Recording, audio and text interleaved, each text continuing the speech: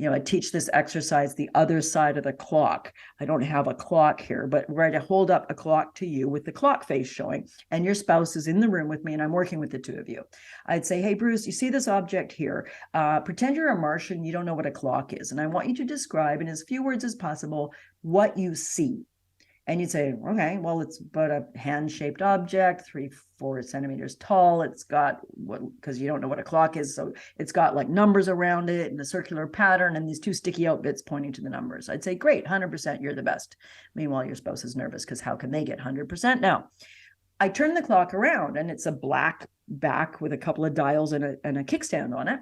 Yeah. The clock's over there, but it's ticking, so I actually took it out into the other room.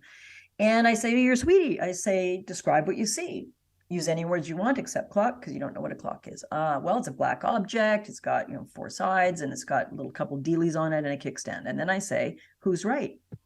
And the two people usually chuckle and they say either we're both right or neither of us is right. Right. I use that to build the foundation of how I teach couples to communicate mindfully.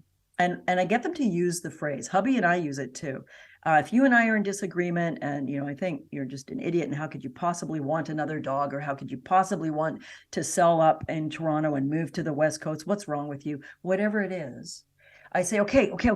I don't get it. And I'm getting super upset. Can you tell me how you see this from your side of the clock? Because right away, if you've had the simple clock demonstration, even just in an auditory form right now, you get that, oh yeah, what my partner's looking at may be the same thing, the same clock object, but they're seeing it from a different perspective. And the only way for me to know what you see is to ask you, because I can't see the back of it. I can't see the black or the kickstand.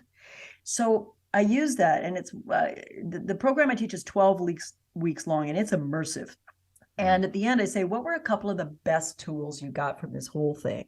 And we go into conscious orgasm, and we go into, working with sexuality changes as we age, and what to do when you're in a sexless relationship, how to recultivate desire, so many things.